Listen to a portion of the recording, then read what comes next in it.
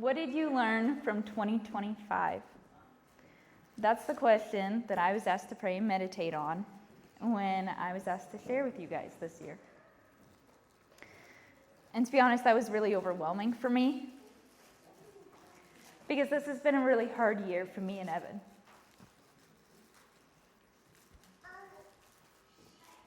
I warned you.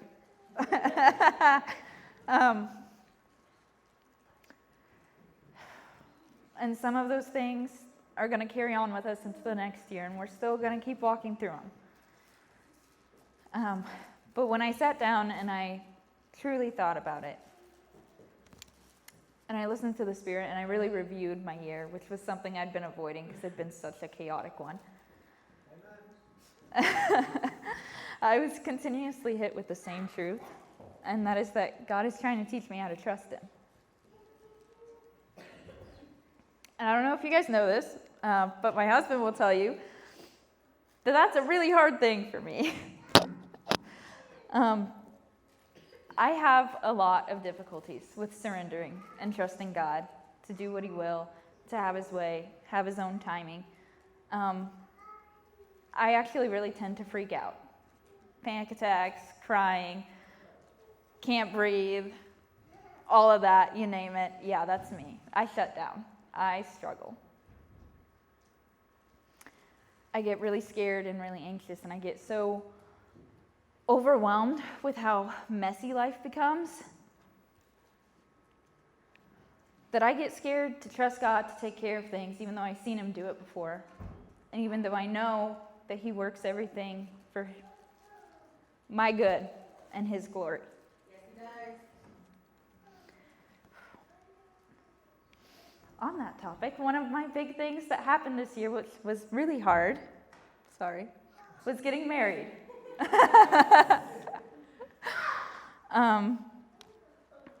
So Evan and I got engaged in March, and we got married last month. And that was a whirlwind to try and handle everything. And it was really hard. And it's not because we don't have amazing family who wanted to support us and wanted to help us, and they did when I let them, because I have troubles with that too. But it was really hard because it felt like every step of the way it felt like we were getting hit by a truck, by a semi, just coming at us. So, again, we got engaged in March, and I had about $2,000, not including the dress cost, because y'all know that that's a pain in the butt, set to the side just to start us off with the wedding finances. Just take care of everything as much as we can, because we wanted it to be a small wedding that was not going to hit us hard. But I don't know how many of you guys know this, but Evan and I got into a car accident the week after we got engaged. And for the majority of April, I was out of work. And when I did go back, I was part-time, only a couple hours a day, and it was split between work for a few hours and doctor appointments. And I had to use that money for, life, bills, gas, the stuff that just keeps going even when you're down. Sorry. And then going forward with the wedding process, we continued to have issues such as catering. We couldn't find a caterer, and then when we found one, it didn't work out, and then catering's expensive, so you got to watch which ones you're going for, and we were already struggling enough with the finances. And then we had venues, lots of problems with venues, and we had lots of problems with just people. And then on top of that, the wedding was a financial hit, and I don't know how many of you know this, but I've got a crappy old Jeep that broke down like 50 million times this year. And we bought a house so that we had somewhere to live after the wedding. So that was heavy. Yes, we had help, but it was still hard. We had to find a way to make things work. And in the mess of all of that, I struggled to even want to talk to my support group. I struggled to even want to talk about the wedding because I felt like everything was out of control, and I I couldn't handle it. I couldn't keep looking at it. To me, it was just this heavy burden. I made decisions people didn't like, and I did what I always do. I shut down. Even when, during all of it, I knew that God had it under control.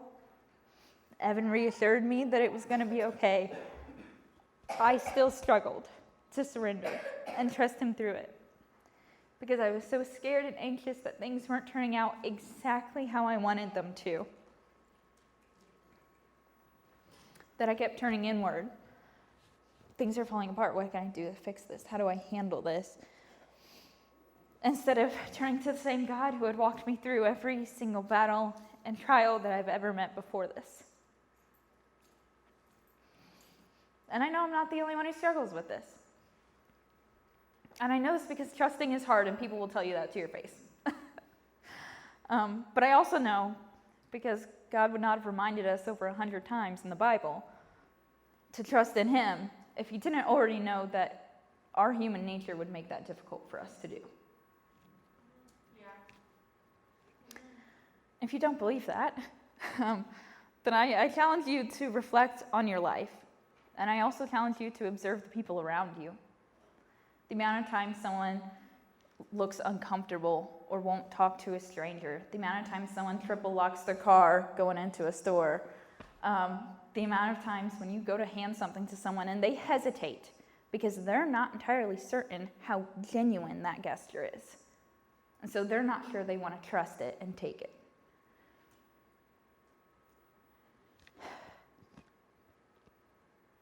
Look at the amount of people, and I'm sorry if I step on your toes, but look at the amount of people who are willing to cohabitate, are willing to have kids, are willing to do life together, but they won't get married because they're too scared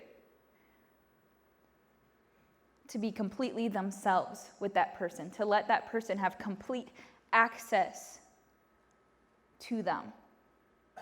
So they won't do it. It's just another example. These are all everyday examples that I'm guilty of and that I see of us as humans struggling to trust people. And sometimes even struggling to trust him. And again, the Bible addresses this issue of trust repeatedly. We could hit a ton of them. But out of all of those times, there was one that God just kept bringing back to me and bringing back to me and bringing back to me. And you can ask Evan, I didn't want to hit on it whenever I first got it. And that passage that God kept bringing back to me is Matthew 14:22 through 33, which if you don't know exactly what that is, it's a story about Peter walking on water. And I know that he brought it back to me because sometimes in these scenarios of trust, I'm Peter. And sometimes I'm the other disciples who decided to stay in the boat. Let me just flip to this so I can read it to you guys. All right, this says, immediately Jesus made the disciples get into the boat and go on ahead of him to the other side while he dismissed the crowd. After he had dismissed them, he went up on a mountainside by himself to pray. Later that night, he was there alone, and the boat was already a considerable distance from land, buffeted by the waves because the wind was against it. Shortly before dawn, Jesus went out to them, walking on the lake. When the disciples saw him walking on the lake, they were terrified. "It's a ghost," they said, and cried out in fear. But Jesus immediately said to them, "Take courage, it is I. Do not be afraid." "Lord, if it's you," Peter replied, "tell me to come to you on the water." "Come," he said. Then Peter got down out of the boat, walked on the water, and came toward Jesus. But when he saw the wind, he was afraid, and beginning to sink, cried out, "Lord, save me." Immediately, Jesus reached out his hand and caught him. "You of little faith," he said, "why did you doubt?" And when they climbed into the boat, the wind died down. Then those who were in the boat worshipped him, saying, "Truly, you are the Son of God." Now, I split this up into 3 portions, just to make it a little easier. The first one is Matthew 14:22 through 26, which goes through the part when they saw him walking on the water and were terrified that it was a ghost. And that's us. Fun fact, we're the disciples in this situation. We're the ones who are scared by the waves. We're scared by everything that we can see right in front of us. Scared by the situation at hand. We tend to look at the situations that we face and the trials we walk through with our physical eyes only. And then we freak out because that's what we do. We're humans. We see something scary and that's how we react. We get scared. We lash out. We're we're anxious. We're a mess. And the last thing we think about is God. We don't use our spiritual eyes or discernment enough to say, wait, God is in this, and it's okay. We see the chaos that God is still working in and don't look for him in it, right? Because the disciples already know that Jesus can do the impossible at this point. I mean, who else is going to be a man walking on the water towards you in the middle of a freaking storm? Sorry. But I think Jesus is the only one who can do that. And I know they knew that. We scare ourselves. They scared themselves, and they put themselves, just like we do, in such a state that we become distrustful. And some of the questions that you guys may ask yourself, and I know I ask myself whenever I'm in that state where I'm scared to trust God because I'm scared of what's going on around. Where are you, God? What are you doing? Am I going to be okay? What is happening? And when we do this to ourselves, he sees us and responds. Just in the same manner that when the disciples were doing this to themselves, he saw them and he responded. I think I got to pop over to the next page. Sorry, guys.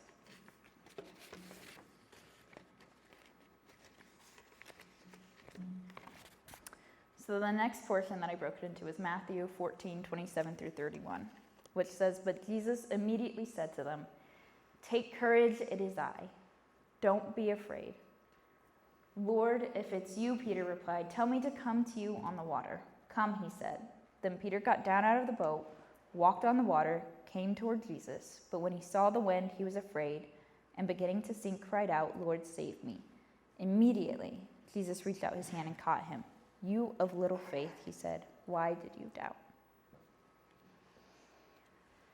Immediately. That was used twice there. Don't know if you noticed it. In every single version of the Bible that I read, immediately may have not been the exact phrasing, but every single version did not fail to put emphasis on how quickly Jesus responded, how quickly he comforted them, how quickly he confirmed, "It's me, I'm here with you."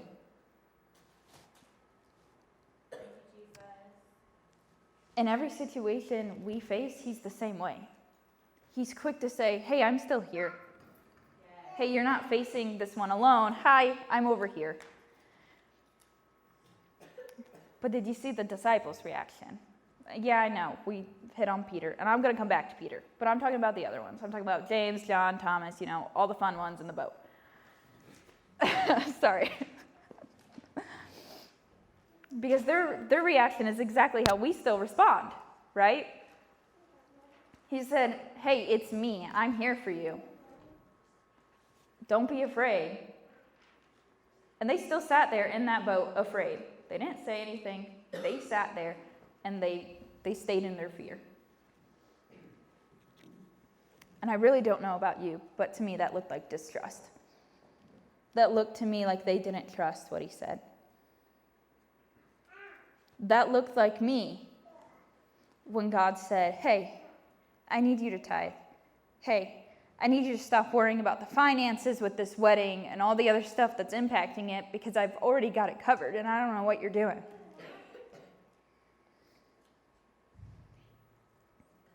And that's what we all look like when we don't believe him the first time when he says he's got something.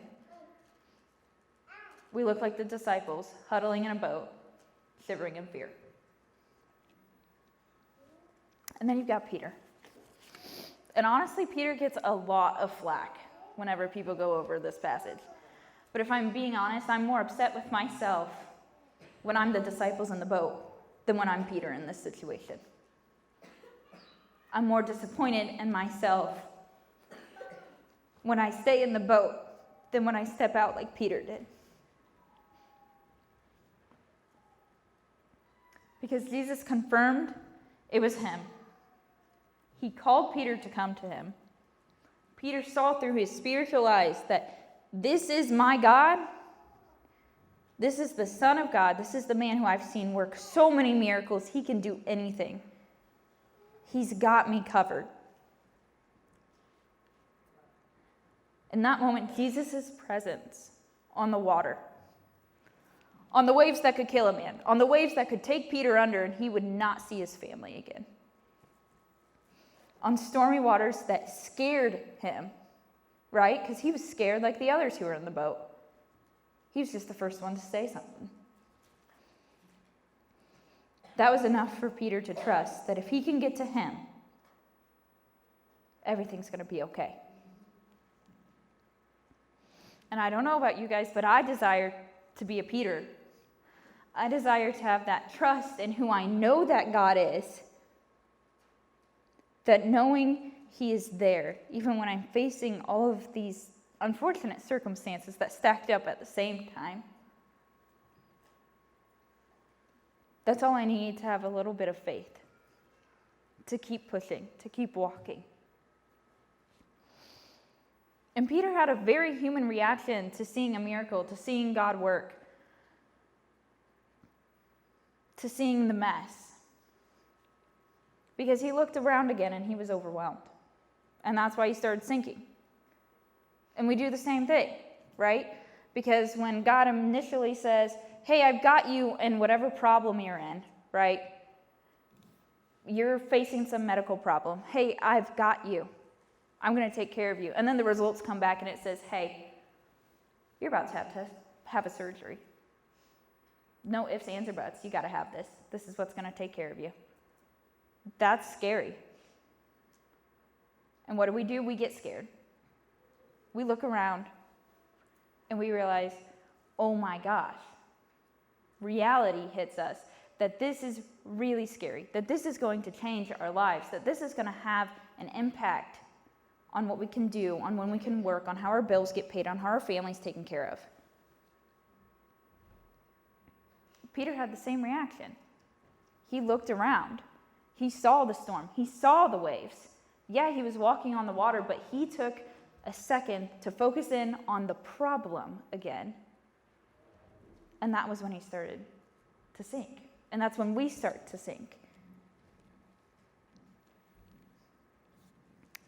When we realize the situation is so out of our control that it overcomes us, that we keep looking at things with our physical eyes, seeing what is right in front of us, instead of looking at things with our spiritual eyes and seeing the God who's already got it, the God who's already done this, been there, done that, do it again. He does it every day, all the time.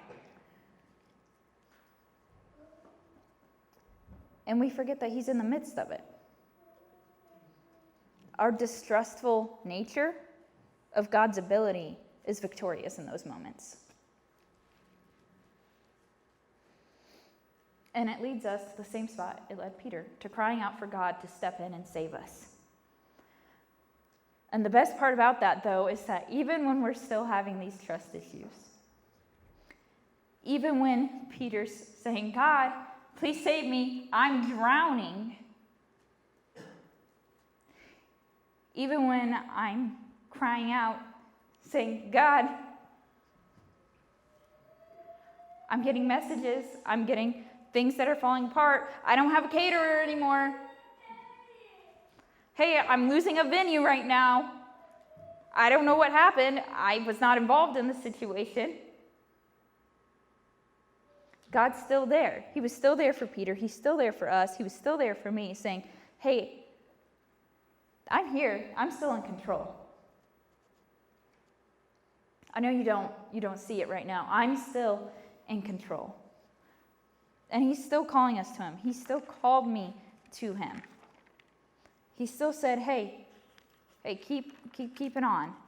Keep looking at me, because I've got you.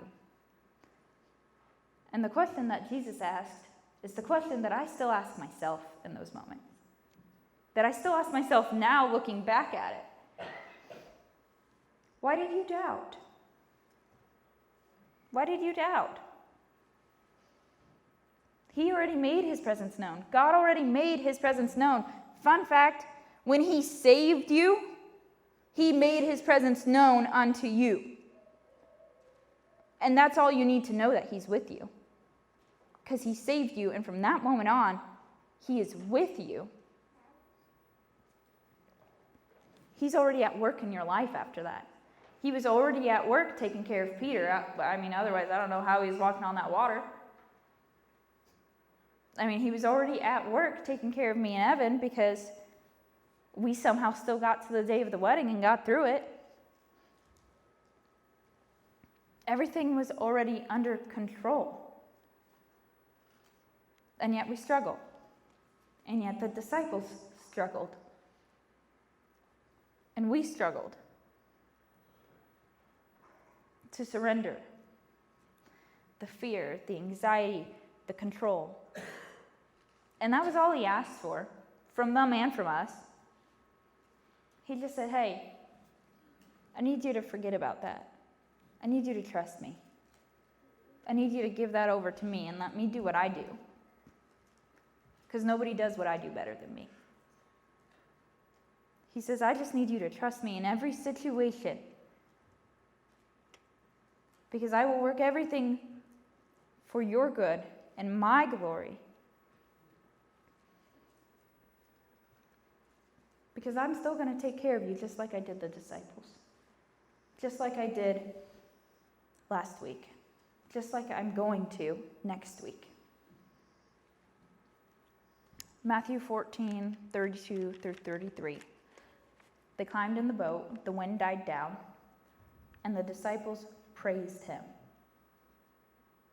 for being the Son of God, for working a miracle. The storm ceased and they praised him. Why? Because he showed his godliness. He showed his character. He showed who he was. He showed that even when they didn't trust him, he showed exactly why they should have, because he was in control the whole time. If he wanted to capsize that boat, he would have in an instant. If he wanted Peter to sink, he would have sunk. He made the earth. He can control everything on it. There's no question. And as soon as we surrender our control, as soon as they surrender and trust him to be God like only he can, he's able to work his will with us acknowledging what's going on. Right? Because then the disciples were able to see him work. We're able to acknowledge, yes, this is God. Just like we're able to acknowledge, this is God. Just how we're able to acknowledge, that was God. And he's got it. And I'm not telling you this because I'm perfect. Because I'm still learning how to trust.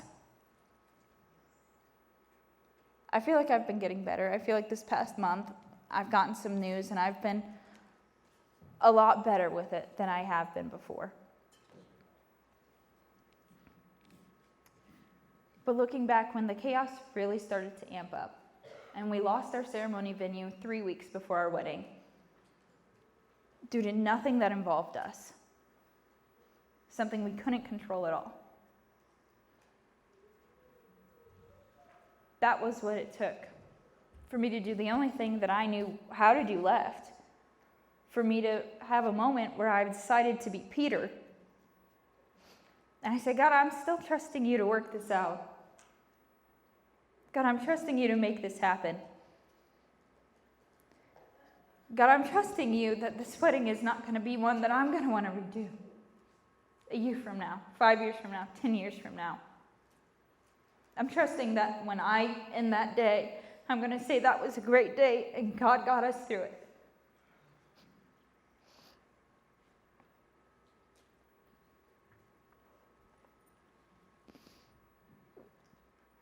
And what happened after I surrendered and after I decided that I was going to trust him with it all, because I couldn't do anything about it, was that he answered my prayer. He brought together all the right people at the right time, with the right gifts, the right talents, the right materials. And we had a great wedding.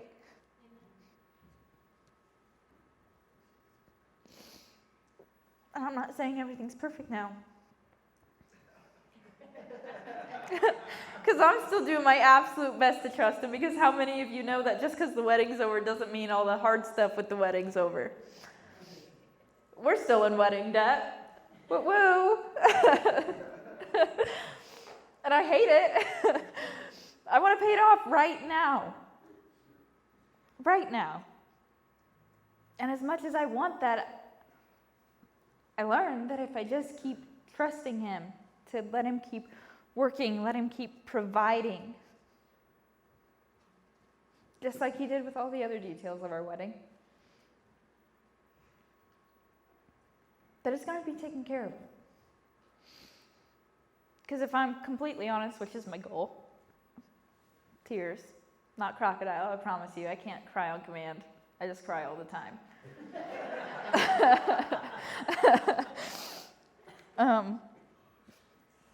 I have felt so much more at peace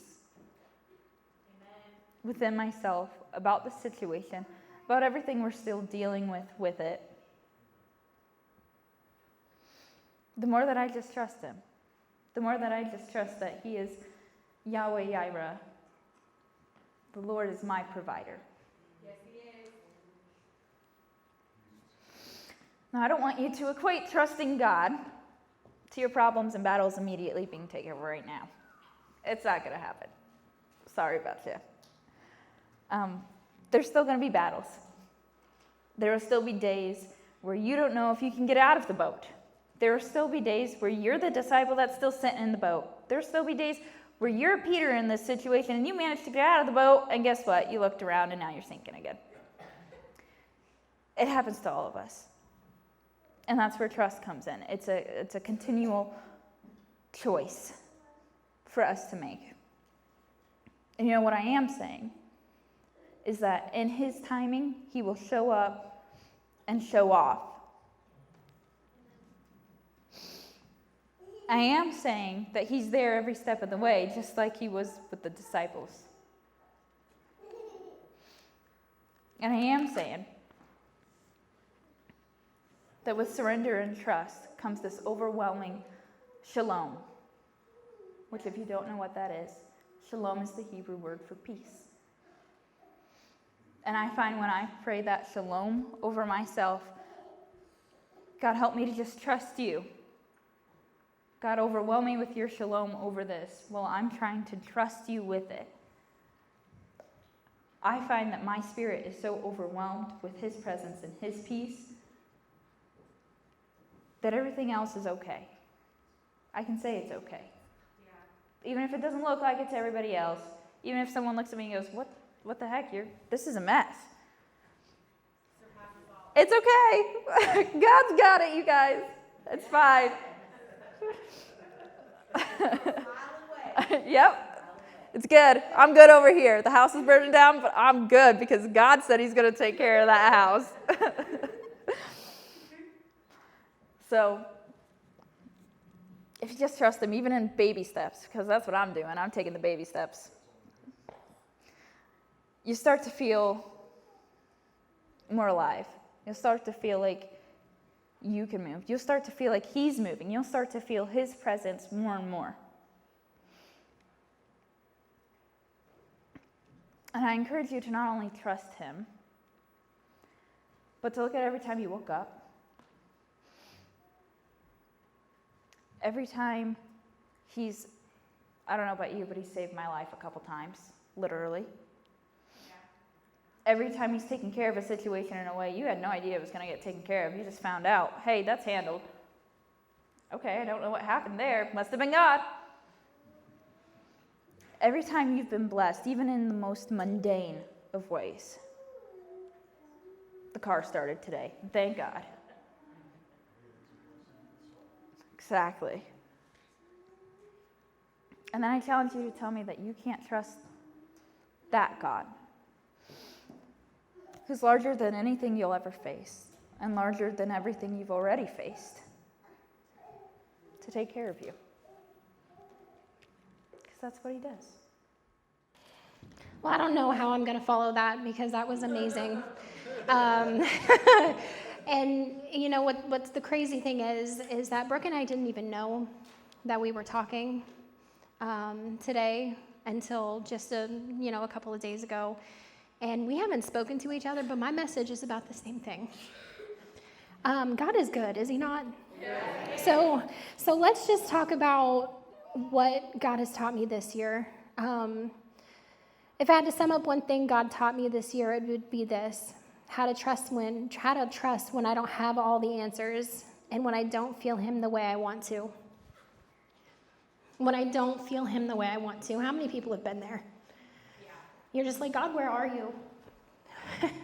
Where are you in this situation? So I had a lot of things happen this year that I was just like, God, where are you? The loss of my mother.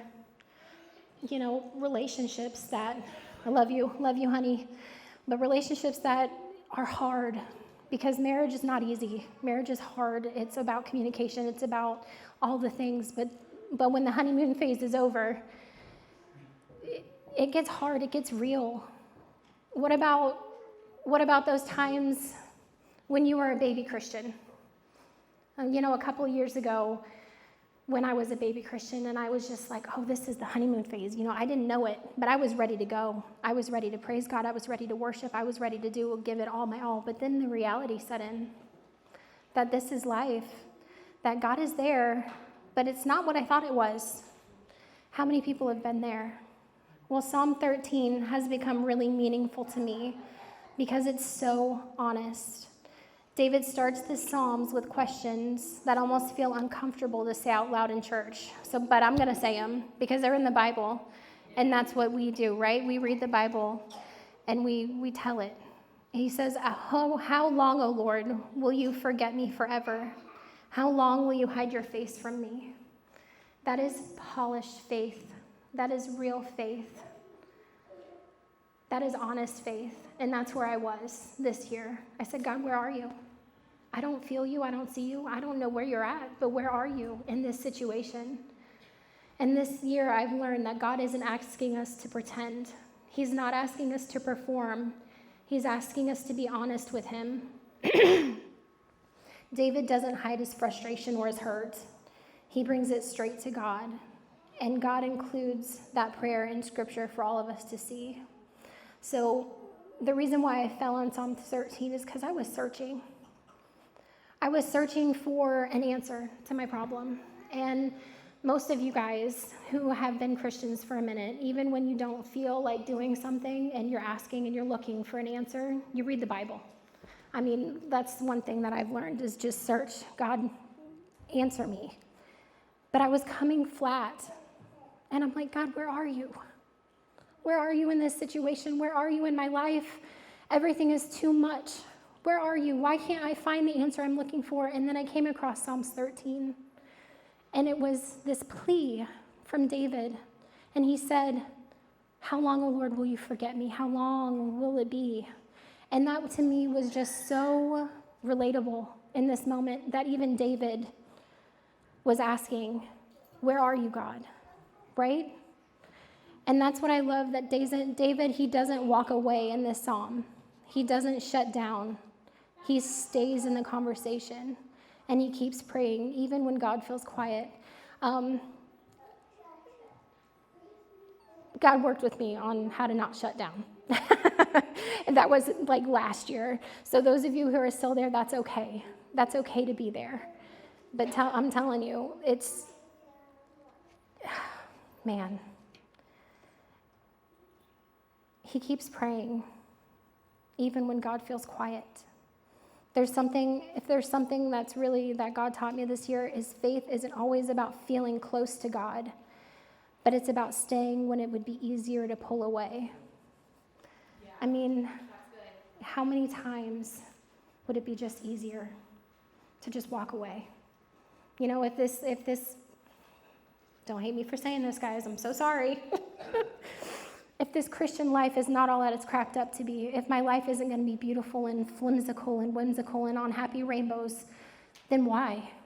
Why trust God? Why be in this mess if it could be the same anywhere else? But then we get to verse 5, and there's a shift. And this is what shook me out. It says, but I have trusted in your steadfast love. Right? I have trusted in your steadfast love who has carried me through everything before this mess this year. Everything that has been just overwhelming. I have trusted in your love. I haven't ran away. I have been searching. I have been looking. So where are you? I have trusted, and I will rejoice in your salvation, even when I don't feel it, even when I don't want to, even when I say, God, where are you? God, why haven't you moved in this situation? No. It is literally, he's just there. But that word but matters. Nothing in David's situation has changed yet. The waiting isn't over. And that's the truth, is it not? The waiting isn't over.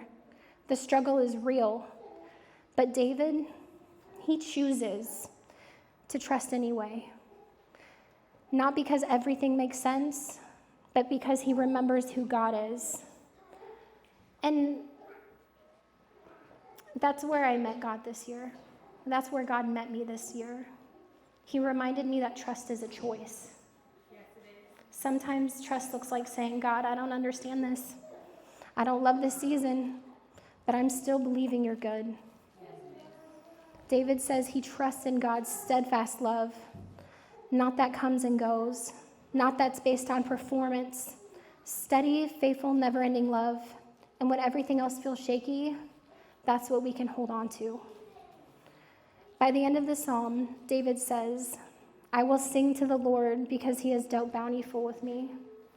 Not because everything is fixed, not because God has been faithful before and that gives him confidence to praise even now.